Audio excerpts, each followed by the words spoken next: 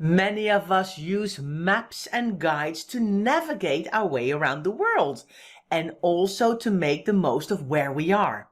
But as the world becomes increasingly digital, what do we do with the paper-based versions?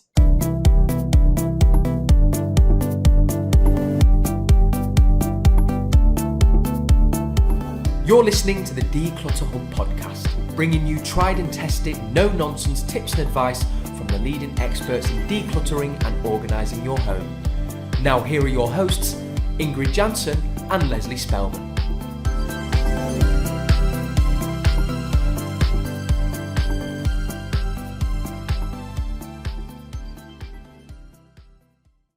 Hello and welcome listeners, I'm Ingrid. And I'm Leslie. If you've been hanging out with us for a while, thank you so much for listening in week after week. And if you're a brand new listener, we appreciate you. So don't forget to hit that subscribe button so you don't miss our weekly podcast. Now, Leslie, this podcast has been a long time coming, hasn't it? Traveling, guides and maps. We were all ready to record it. And then the pandemic hit and nobody went anywhere for about 2 years. So it is literally, this was originally episode 78 and we're now on episode 191. So that just shows you how long it is. I don't even know whether was it the beginning of I feel like it was this time in the pandemic. Yeah, 120 episodes. Yeah, that's about right, isn't it?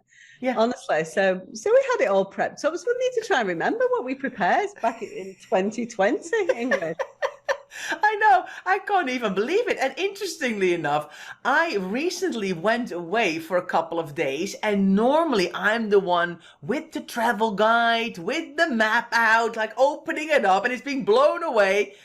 And this time around, I only used my phone and I'm like, wow, what has happened to me? I'm like this paper-based person. I'm changing as I'm getting older. I'm getting with the program, Leslie. I think it's all my looks, all my disdainful looks at you the whole time. Like, we're running a business based on technology, Ingrid. Please get with the program. Like, she's like, oh, I really like a digital calendar. She's literally resisted for 8 years that I've been working with her. And now she's finally made the jump. She loves it. And now you're moving on to digital maps. Well done, you. I did miss my map a little bit. Not gonna lie. Just kind of to find your bearings. But yeah, no. I mean, of course, I've been using Google Maps on my phone for years to go to stuff. But when I go like away, you really, I don't know. I really like reading a guide and about the history and about the place where I'm going and doing a bit of research and walking around with a map, being a proper tourist. I can just imagine you there with your map out in the middle of thing, like all opened up, like this huge map or whatever. Steve loves a travel guide as well. Travel guides are a different thing. We're going to talk about those later, aren't we? But yeah, I think sometimes it's nice to have that paper copy. It's a bit like, I quite like to have a physical copy of a book rather than just everything be online. So we can get that information elsewhere. But sometimes people prefer the paper-based version. So let's get going. So what we wanted to talk about really, we think there's 2 reasons why you would use a map or a travel guide. And that is either to navigate your way around the world or to get information about what to do when you're there. Am I right? Yes, Leslie, 2 ways indeed. One is like proper, like is a map. And the other is like the old-fashioned kind of almost A to Z books that we have that we see a lot in our clients' houses, don't we? Yeah, people kind of still quite like an A to Z. I don't have an A to Z. Do you have an A to Z? Of course you do. Of course you do.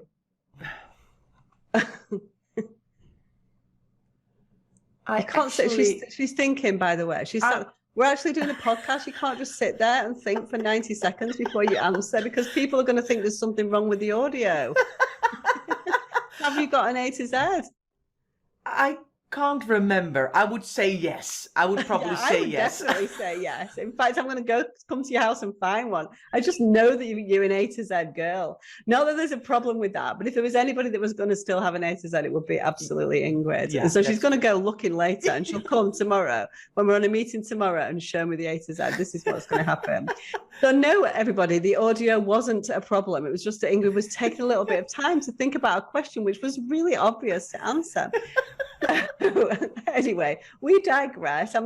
People think I'm very mean to you all the time, don't they, Ingrid? I'm just, just outing you for being the kind of person that you are, which is not necessarily a problem. Okay, let's talk about maps then. Yeah. So we have something. Is this like a worldwide thing? Ordnance Survey? Or is that like a British thing?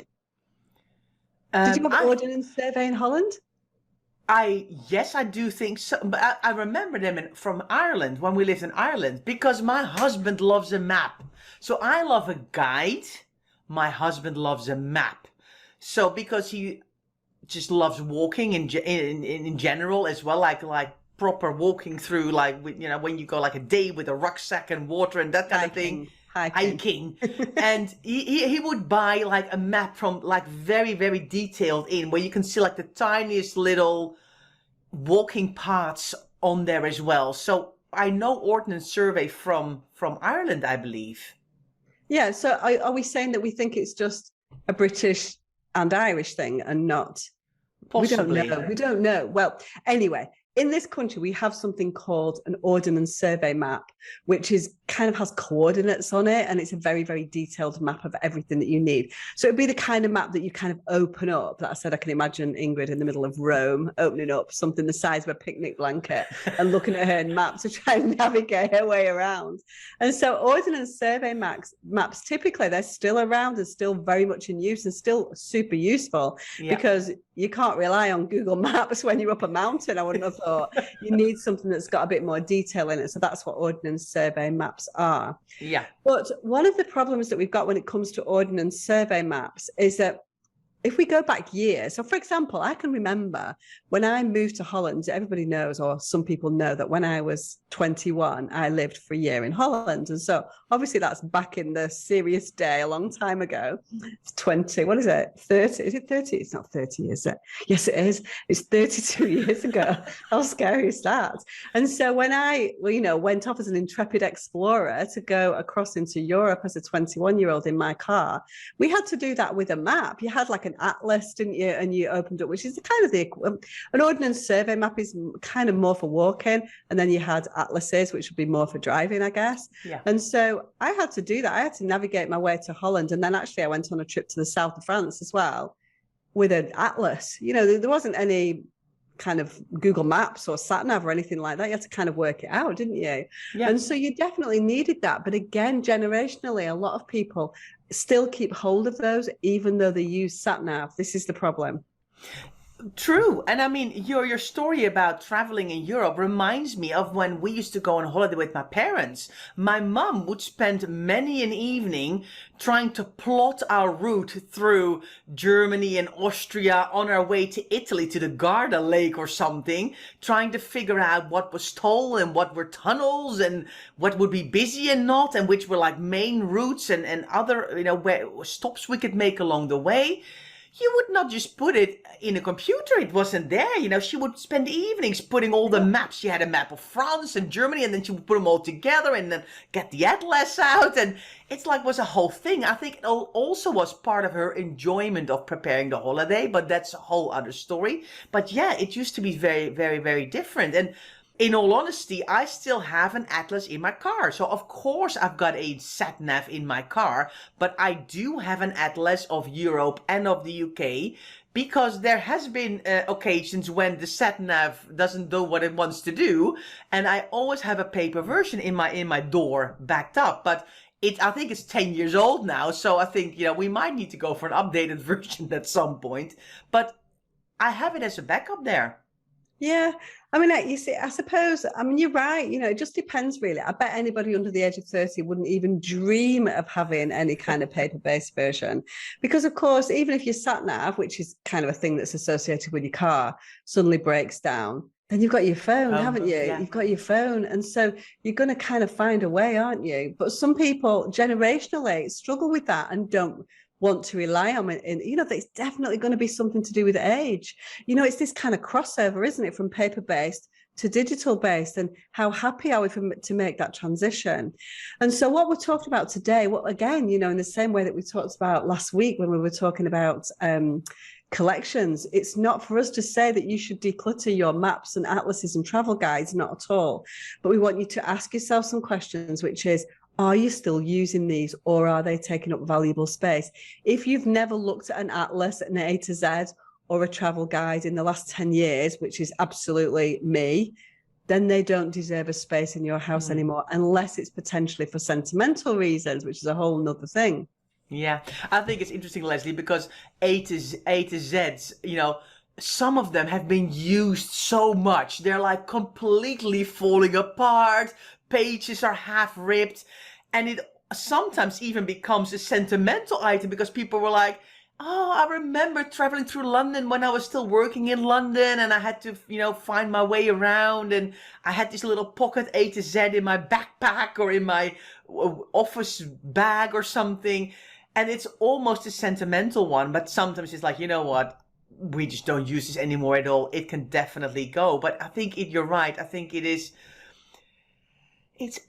again, very, very interesting how technology has changed the way we do things.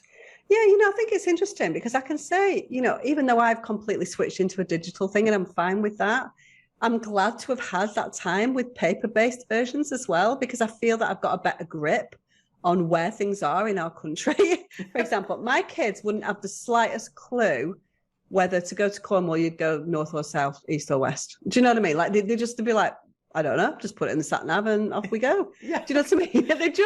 I think the kids just are so reliant on Google Maps and things like that they don't have a geographical handle on things. I'm not saying I'm perfect, but I did do a lot of traveling around the UK with my job in my 20s. And I definitely have a feel for if the sat nav went off, if I had to get rerouted, I'd have a vague idea of what kind of route to take. And I think our kids would be completely stumped if that happened, completely stumped. They wouldn't have a clue. Yeah. And so, I do think we lament what's gone before, really, you know what I mean? Because I think it's nice to have that idea, but I've still, even though I've travelled around Manchester, I've lived here for 30 years, I still have no clue where things are in the city at all, like no idea. And so I do struggle with that. But, the countrywide, I have a bit of an idea. Even going across into Europe, the Holland, Germany, did a lot with maps there when I was there and did a lot of travelling there. I've got a feel for that geographically as well, not massively, but I think I have a feel for where it all sits together. And I'm not sure that our children do, unless they've studied it, more in geography or something like that. Yeah. I think one other thing that also pops into my head, Leslie, is why I do love a map, especially when we're like traveling on our holidays or something, and my husband does a lot of the driving, and I'm the one who kind of navigates everything around that. But I do love looking at a map and going, oh, there's a castle there, and how far is it from there? And oh, there's a lighthouse there, because there's loads of stuff you can see on a map that is super interesting. So I think it's also, I don't know, maybe an interest in the area and the history and what's around. So it's not about the roads alone, is it, a map? Yeah, no, you're absolutely right. But I think we're going on holiday soon. And I think that I would totally go onto Google and say, when I'm traveling down this road, what's close by that I need to see? And people will have written travel blogs and all of those kind of things. And I think I would pick up more information from that. So I think it's all about that information. We have much more information than what a map can give you, although it's much more specific. And so I don't know, I find myself a little bit torn, but I've definitely moved into digital. But the question is, we can talk about maps and what we do all day long. The question is, what do you do? Where do you feel comfortable? And have you still got things in your house that you are not using? That's what this is all about. Have you got maps? Have you got atlases? Have you got A to Zs that you are not using? And if you think, you know what, I'm more in the Leslie camp than the Ingrid camp, then perhaps it's time to offload them, because it is something that's got a sentimental value, I think, because there's a lot wrapped up in those atlases. There's a lot wrapped up, as you said, in those A to Zs, happy times, trying to navigate your way around. Normally when we're traveling, it's for fun. Well, not always, actually, often for business and things like that. But a lot of times we're doing it for leisure. And so there's a lot of sentimental and emotion wrapped up in that. And that's why these things are hard to get rid of. Yeah. Well, let's take a break. And after the break, let's talk about travel guides. Hi, just a little break from this podcast episode to ask you a favor. If you love tuning in every week to listen to us talk all things clutter, then we would appreciate it so much if you could take 5 minutes out of your day to leave us a review. You can do it in your podcast player or on our website. It helps spread the word so that other people can kickstart their decluttering journey too. Hi everyone, welcome back. Before the break, we talked about maps and A to Zs and atlases, and now we're going to talk about travel guides. Now, Leslie, my eagle eye can see behind your head a whole row of travel guides. So if you're watching this on YouTube, you can see this too. You have a whole row of travel guides. I do, and I keep them. And I'm not a book person. As soon as I've read a book, it's gone. But my travel guides are truly, truly sentimental to me. And don't open them up, but I just keep them there on my shelf to look at as sentimental items. I would, if I was going back to those places, I would absolutely look at those travel guides. But typically I go to different places, and so I don't go back to somewhere that I've already been, not always, but most of the time. But I love to keep that sort of history of where I've traveled, because I've been to some pretty cool places, to be fair. And so I love my travel guides on there. So they are sitting above my head in my office, and it's something that I've always kept for sentimental reasons. Do you make notes in your guides, Leslie? Do you scribble or mark things or highlight stuff or? Okay. You know me with the notes. No, I don't. No, I never take notes in books. No. As we were talking about before the break, Ingrid, travel guides are kind of like maps and atlases, where you would get all your information about where you're going to eat, where you're going to stay, what you're going to do. All of those things would be in a travel guide, and you were at the mercy of the person that had written that travel guide as to their recommendations. And so you might have, these are 5 hotels that you can stay at when you're in Los Angeles or something like that. Do you know what I mean? Now, of course, you've got this abundance of information. We know the information on how many hotels would there be in Los Angeles? Thousands, probably. And we could get information about all of them. And so it's very different times, isn't it? But there's something still very special about that travel guide. I just love having it. And so to me, travel guides were information as to what to do. My husband still loves a travel guide. And if we go anywhere, he will get a paper-based copy, which is nice for me, because then I keep them from sentimental reasons. Even though I would find my information out digitally, I would find that out on a Google search. He would read the guide. I would keep the guide. Does that make sense? Yeah, definitely. I mean, you know the answer to my own question for me, right? So I normally don't make notes in books, but travel guides is a different story. So I actually very carefully during a trip, when we finish the day, I will take my highlighter out and my pen out, and I will go, we were here today, write in the dates when we were there, what we did first. So I'll keep some sort of log in my travel guide very carefully, not like scratching things out and stuff. So I will read it in advance. I would buy the guide, read it in advance, plan what we're going to do, and then use it on holiday, and then mark where we are. So when people once said to me, Ingrid, hey, you've been to New York, haven't you? I'm like, yeah, and I've got a guide. Oh, can we borrow that? Because then we can copy your travel plan, because we know you would have spent lots of time trying to figure out what to do where and how to all fit it together. So we can just copy your plan. And I'm like, you go for it. Yeah, no, I mean, I sort of typically, when I go away, I plan things, and I print things off, and I put them into a folder that I would use, and I'll put it in chronological order. So it's kind of a similar thing. But then I probably do discard that, to be fair, when I come back, because it's no longer needed, because I've got the kind of photographical evidence of where we've been. Yeah, definitely. Yeah. So travel guides for me, then it's unusual for me, isn't it, Ingrid, to keep something like that? I must admit that it's just one of my things that I've always done. But let's talk practically about travel guides. If you're not like me and you're not too sentimental, should you be keeping travel guides that are 20 years out of date, for example? I think the answer is no. I'm like you. I keep them out of sentimental reasons because I use them as a log and kind of a diary. So I've kept them too. I have thinned them out. So I have kind of gone, if I have several of one area, for example, when we lived in Ireland, I had 8 or 9 different guides and I would use the same one over and over again and the other ones as reference material and backup and be pre-computer and all of that.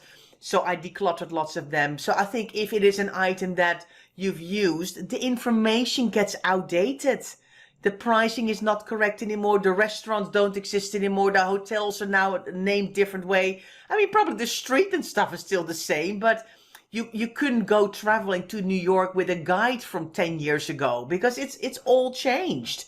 So you have to get an up-to-date version. So if it's not a memorabilia or a sentimental item, I would say declutter it and let it go. And if it's really, really old, it will probably, and it's not anything really special, it will probably, go into recycling, because why would a charity shop want a guide that is 8 years old with outdated information?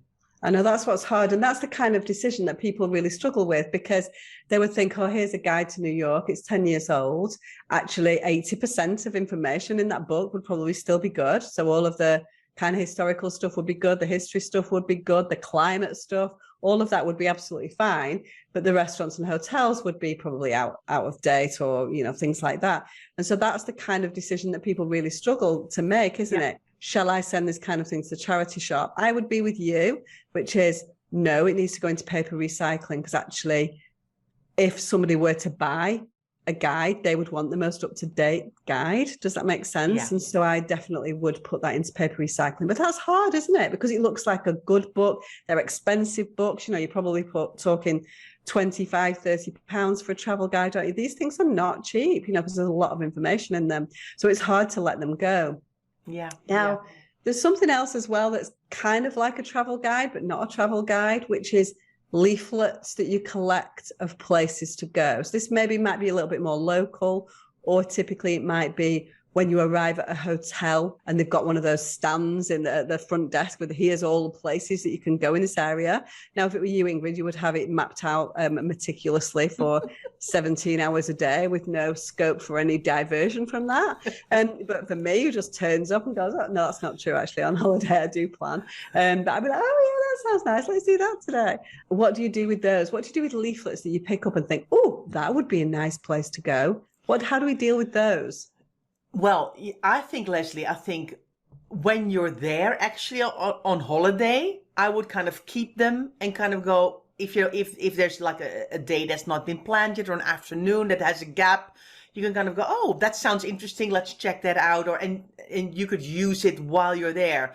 But definitely the first thing I do when I come back from holiday, or before, when I do my packing to go back home, I would go, oh, these are all the things that we didn't go to on holiday. I'm going to leave them here in recycling, because I'm not going to take them home and then do that. Or when packing is kind of crazy and busy and quick, then I would say, let's pack it up. And then at home, I would go, right, here, where's all the paperwork? Okay, these are the tickets and the ticket from the boat and the toll and all of that. That can all be going to shredding. And here's all the booklets of things. Okay, let's see, where did I go to? That goes into my memorabilia books, and the stuff that we didn't do goes into recycling. If it is local, I think it's different, because I do pick up sometimes kind of things in a library, or, when you go somewhere and you find an interesting leaflet, it's like, oh, that sounds good. I've got a special place in my house where these things live. So if I want to plan a day out or something, I want to kind of have some ideas of where I could possibly go, and I kind of leaf through that. But I keep that manageable. I don't have 12 boxes full of leaflets in my house of things that I might go and do someday. I think the important thing with leaflets is really putting them into a place where you're going to be proactively seeking them out. And so I think I probably kept hold of more leaflets when my kids were little, probably because life wasn't quite so digital then, particularly going back sort of 20 years when Luke was a little one. And so I think that I would have picked up more leaflets then, but I would definitely put them somewhere where I knew that that's what if I was going to be planning trips out, because when you've got little kids, you have to be planning things, don't you, for school holidays and things like that. And so I think I would have more of them now. I can't remember the last time that I picked up a leaflet, because I would, if I saw something on a wall, I would take a picture on my phone, you know, that kind of thing. Most of my research would absolutely be done online, on the phone as we got somewhere, you know, all those kind of things. And so I just think I'm completely digital in that regard. Yeah, I had a flashback, Leslie, when you talked about kind of when you go somewhere like in a hotel and you find this whole stand of leaflets and things. And it reminded me so much about when my husband and I, back in the day when we're not even married yet, we're traveling in the US. And if you go from one state to the next, always on like the state border, they've got this amazing like information center when we were traveling back in the day, with like walls and walls of leaflets. And it was like, for me at the time, it was like heaven, because you had like your, indeed what you said, you had your Lonely Planet, and that was just about it, that you had to work with that. So you needed to have more about the local area. It was just absolutely amazing to see what kind of leaflets and also discount codes from motels and hotels. And don't talk to me about discount. I mean, we were obsessed. I mean, we spent quite a lot of time in our early 20s in kind of mostly California and Florida and stuff like that. And when I say a lot of time, like a few holidays, I mean, I don't think I was like there like the whole time. Sadly, it would have been nice if I was and I was here. But yeah, the coupons, you know, like you could literally get like a motel room, you know, at a Super 8 or a whatever they were called. I can't remember what they were called. You get a coupon for like $19 to stay overnight. And so we lived, eat and breathed these coupon books, because I don't think we had them in this country. No. Same level. So it was definitely an American thing, I think, at that time. So yeah, the coupons were everything. And then when I moved to America, when I was in my kind of 30s, I understood that a lot of American life is based around discounts and deals and coupons, and even shopping when you go to the supermarket. You know, people very rarely shop these days. It might have changed now, of course, because things are much more digital. But, you know, you'd always have a coupon of some kind, wouldn't you, when you went to the supermarket? Whereas, and we do a little bit here, but not quite as much. But yeah, coupons and discounts were very exciting. It's called the blue something, I thought it was called like a blue book or something like that. I can't remember. Someone who lives in the States or has traveled extensively in the States needs to tell us, because Ingrid and I have got these nostalgic flashbacks to life when you could get a motel room for $29, like as if. It was like amazing. And then I would be, because you would have, you know, especially traveling in the US, you had these long stretches of road where nothing kind of happens. And I would be the one going, okay, right, you drive, where we're going, let me see if I've got a coupon of a motel. And I remember kind of going somewhere and they're going, yeah, but we don't have that one anymore. Sorry, we're going to another one. What's my backup plan? So I would have like choice A, B, and C ready to coupon things. I mean, it was like, again, in Holland, we didn't have that at all. So it was like, wow, this is amazing. So I'm having a complete flashback now talking about leaflets and coupons, Leslie. I love it. And I think my take on this is actually, it was nice, wasn't it? It was nice to be paper-based and to kind of seek things out for yourself without having, it's a double-edged, I don't know. Do I prefer having all that information at my fingertips, or do I prefer, it felt a bit more adventurous somehow, didn't it? Didn't quite know what you were getting. Whereas now I have to make a conscious effort when I'm on holiday. So a few weeks ago, we went on holiday to Jordan and we went to Petra, which is obviously one of the 7 wonders of the world. And I was really keen, like, I don't want to look. I'm not saying I've never seen a picture of Petra, of course I have, but I wasn't going to start looking at every picture of Petra because I didn't want to spoil it almost. You know, you can almost spoil it before you go, whereas we didn't. You know, I remember going to Yosemite National Park, which is honestly my favorite place in the entire world, and being completely blown away. If I had seen those pictures before I went, it would have taken away, maybe it wouldn't because it's quite impressive to be fair, but do you know what I mean? I just think there's something very exciting about discovering things for yourself rather than all that information coming to you. But that doesn't take away, we could literally sit here for another half an hour talking about our travels in our 20s, Ingrid, but maybe that's not what people are here to talk about, decluttering. So maybe we need to talk about decluttering. So let's get it back to the topic in hand, Ingrid, and stop waxing lyrical about our travels and talk about the fact that should we be keeping these things? Even though you and I are like, oh my, I love that. There's a lot of things that I love about the 70s and 80s, loads of things. We're not in the 70s and 80s now. We're in the 2020s. Is that what it's called? The 20s? I don't even know what it's called. And things are different. So should we then be keeping things that don't serve us well in our current lifestyle? This is the question. Yeah. I think we go back to almost like sentimental items. Go for the quality over the quantity. You know, we're not saying throw away every map, every travel guide, every leaflet that's ever touched your house. But what you don't want is to have boxes and boxes full of stuff that you never ever look at again. Again, it's about balance, as always, isn't it, Leslie? So I feel good that we can now travel again and we can enjoy ourselves a little bit on our trips. Whether you stay local or go far away, just being able to go out is nice, isn't it? Let's be honest. You know what I'm going to be doing? Because I am going to America again later this year. And so I'm going to be looking for that coupon book. Whatever it's called, I'm going to be like, I'll be scouring the like petrol stations and stuff, and I mean like whatever. So yeah, that'll be very exciting. I'm totally going to seek out the coupon books and see if they're still around. I bet they are. I'm not going to lie. So if you're from the States, tell us about those coupon books and remind me. I feel like it was called Blue something. I don't know.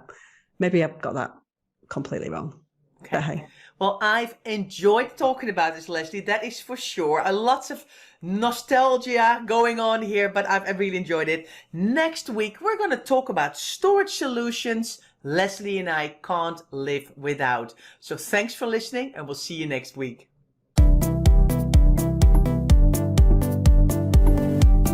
Thanks so much for listening to the Declutter Hub podcast.